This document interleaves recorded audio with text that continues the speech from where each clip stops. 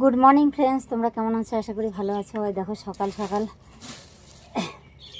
Good morning বলছি, সকাল বলতে এখন 8:30 বাজে। এই দেখো এগুলো কী বলো তো, পুঁইয়ের ডাঁটা। এই যে দেখো কত সুন্দর না। তো এখন আমি পুঁইয়ের ডাঁটার তরকারি রান্না করব। এই দেখো পাতাগুলোও কত সুন্দর, পাতাগুলো ভাজা খাওয়া যাবে। এ ও নাও, কুলাটা দিয়ে যা, কুলাটা কুলো কুলো। হ্যাঁ, এ দেখো পাতাগুলো না, এগুলো বেসন দিয়ে চপ খেতে হেভি লাগে, একদম মরমরা হয়ে যায়। তোমরা বিশ্বাস না করলে একবার ট্রাই করে দেখো। এই দেখো একদম তরতাজা ডোগা। তোমরা তো ধরো যারা শহর এলাকায় থাকো তারা তো আর এগুলো এগুলো হচ্ছে গ্রাম্য টাটকা সবজি।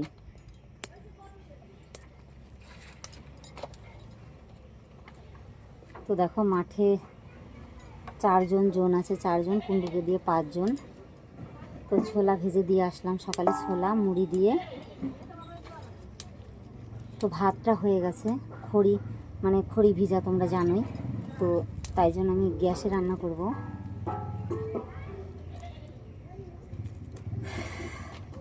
তো সত্যি কথা বলতে কি, আজ 5 বছর পরে আমি গ্যাস ইউজ করছি। 5 বছর পর কুণ্ডু গ্যাস এনে দিয়েছে পরশুদিন। তাও কেন বলো তো, সব খড়ি ভিজে গেছে জন্যে। ভিজে না গেলে অবশ্য গ্যাস তুলতাম না, যা খড়ি ছিল তাতে আমার হয়ে যেত। মানে এই খড়িতে আমি পাটকাঠি পেয়ে যেতাম, কিন্তু হলো না। একদিন বৃষ্টিতে সব ভিজে গেছে। তো কী দিয়ে রান্না করব? রান্না তো বন্ধ করা যাবে না, খেতে তো হবেই। তো তাই জন্য কুণ্ডুকে বললাম যে আমাকে গ্যাস তুলে দাও, নাহলে রান্না কী করে করব। কি অস্থির লাগছে জানো। দেখো সকাল সকাল ঘেমে নিয়ে অস্থির হয়ে গেছি।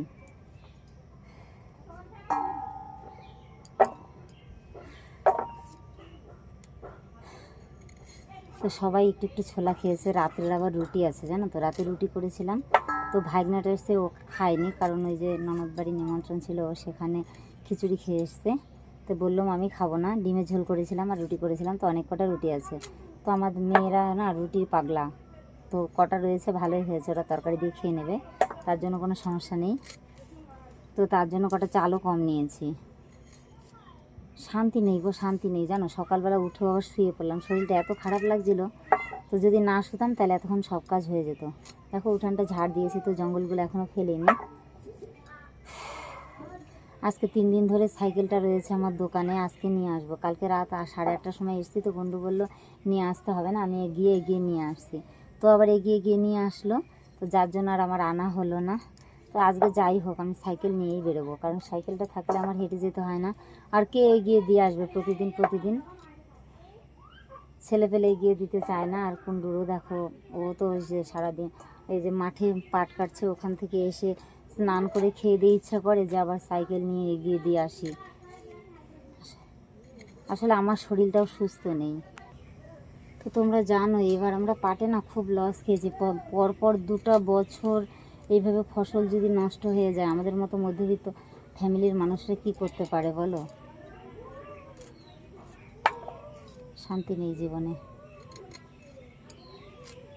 ভূতের মতো খাটনি খাটো, অথচ কাজের কাজ অষ্টরম্বর। আজকে আমারও শরীরটা 1 সপ্তাহ থেকে ভালো না, জানি না, হাত পা ব্যথা। এই ব্যথা আমার জীবনে কোনো দিন ব্যথা ছিল না, সত্যি কথা বলছি। আমার জীবনে কোনো ব্যথা বিষ কিচ্ছু ছিল না। পাশের বাড়ি বউটা এসে বলতো, বলে কি তোমার ব্যথা নেই গো, ব্যথা নেই, মাজা ব্যথা নেই। কিন্তু জানি না গো, এই 1 সপ্তাহ হয় আমার কেন যে এত ব্যথা হচ্ছে হাত পা। তোমরা যদি জেনে থাকো তাহলে একটু কমেন্ট করে বলো প্লিজ, তাহলে আমার একটু উপকার হয়। ভূতের মতো খাটতে হয়, এরকম বিষ ব্যথা নিয়ে চলা যায় না।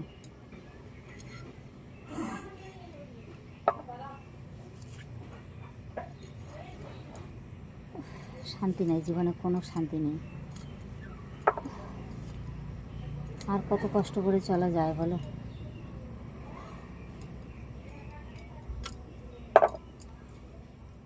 এই দেখো হাঁপ লেগে গেছে, তো তাড়াতাড়ি রান্না করি, কুন্ডু আসবে খেতে।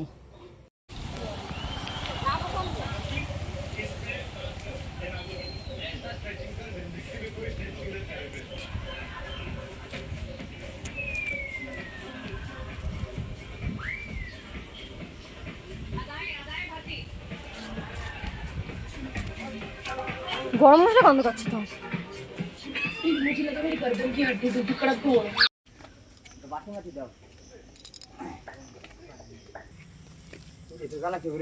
আয় হায় আয়।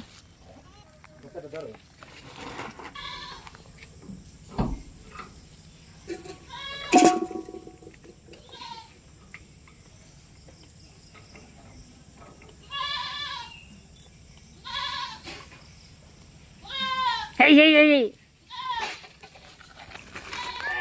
হ্যাঁ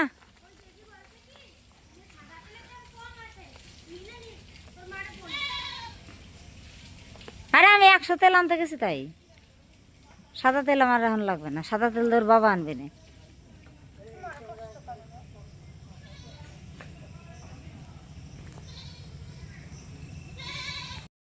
দেখো বাইরে কি মেঘ পড়েছে বাবা, ওই যে ছবিটা চলে গেল ধাই ধাই করে দেখাচ্ছে। দেখো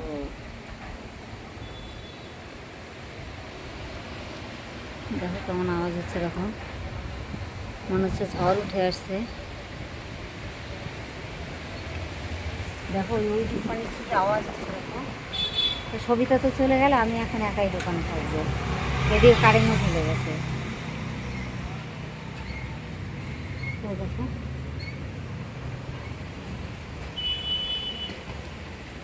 বৃষ্টি আসবে নাকি ভগবান জানে।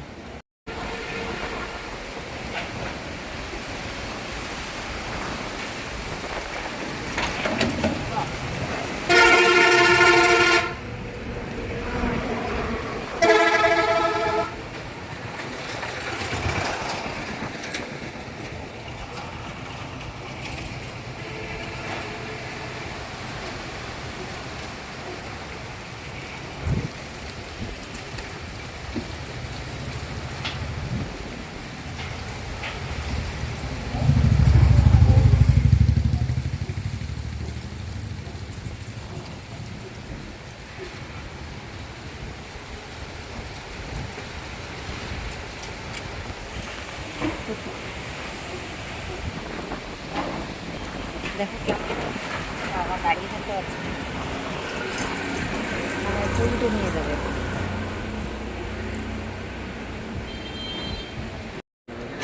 যান